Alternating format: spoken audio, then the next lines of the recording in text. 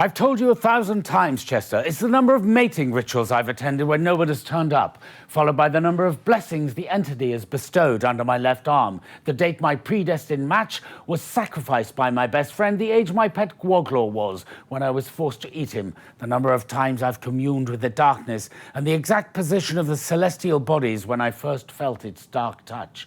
I honestly don't see why that's so hard for you to remember. If you could just sit here, please. High Priest Magnus, the host will be with you shortly. Not you. But, Dr. Magnus, I don't like the way it's been looking at me lately. Isn't it possible for me to sit here? No, definitely not. Honestly, you think too highly of yourself, Chester. You're not chosen. You'll be fine. Now, go and wait over there. Yes, Dr. Magnus.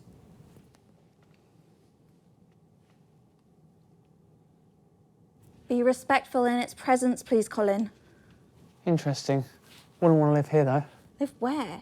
You know, here, with that. Definitely different, though. What's different? My clothing choices, if you ask my mother.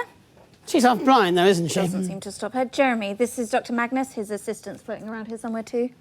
Doctor, pleased to meet you. I'm afraid you may find me a little sceptical, though.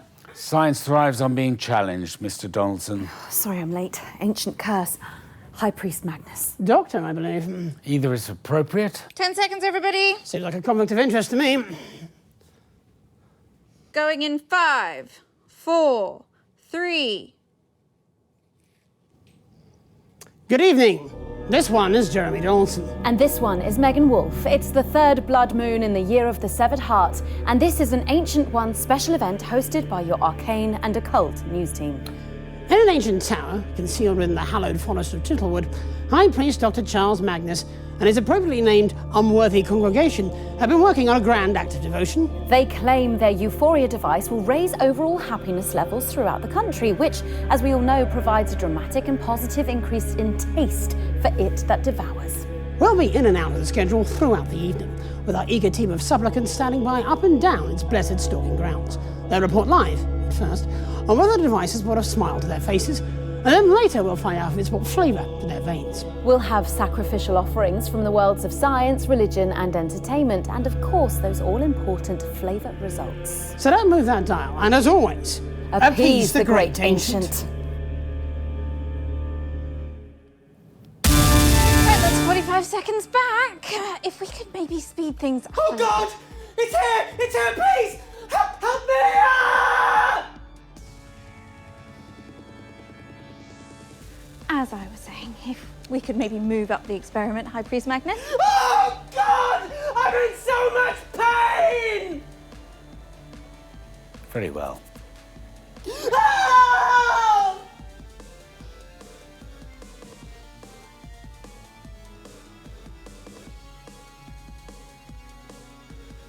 10 seconds, everybody.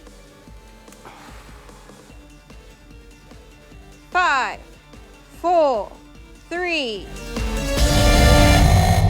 Welcome back. In just a few swishes of its mighty barbed tentacles, this resplendent machine behind me... Actually, Miss Wolfe, I think it might be best if we conducted the experiment sooner rather than later, all things considered. Oh, yes, of course. Sorry, I was still on script. Maybe just a couple of quick introductory chats, though, to set the scene. You are Doctor and High Priest Charles Magnus. Yes, I suppose so. Please explain to our undeserving audience, how will this device please his great and terrible malevolence? Well, as we all know, we are but food for the great ancient. It that devours, the undying one, master of horrors, darkness incarnate. However, a few years ago, through a series of carefully conducted rituals, we gleaned that it has always found displeasure in our taste. It's a bit off, apparently. Off? What do you mean? Well, according to our expert divinations, the beast is not content with our flavor. It's because of the soul-crushing fear we experience as it approaches at impossible angles from a darkening sky. It makes us taste a bit tart. Even the sacrifices? Yes.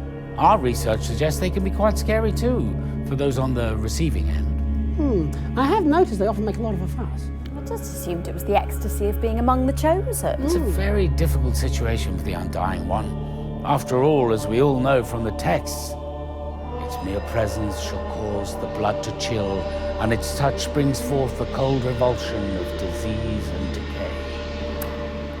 can see how it might be hard to maintain a smile under those circumstances. And it does like to play with its food, rather.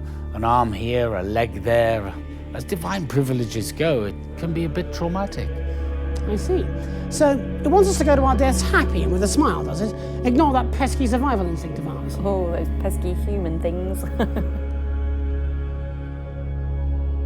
Well, that seems entirely reasonable to me. How do we accomplish it? Well, once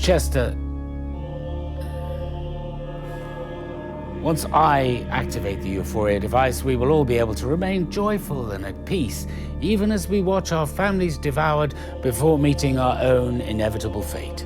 We can meet our horrifically visceral ends without complaint or fear. In short, we will finally taste lovely, thus ensuring the unspeakable horror will have a bountiful food supply for millennia to come, which I think we can all agree is the ultimate goal. Can't get no argument from me. Well then, without any further ado at all whatsoever, let's do this thing. Good idea.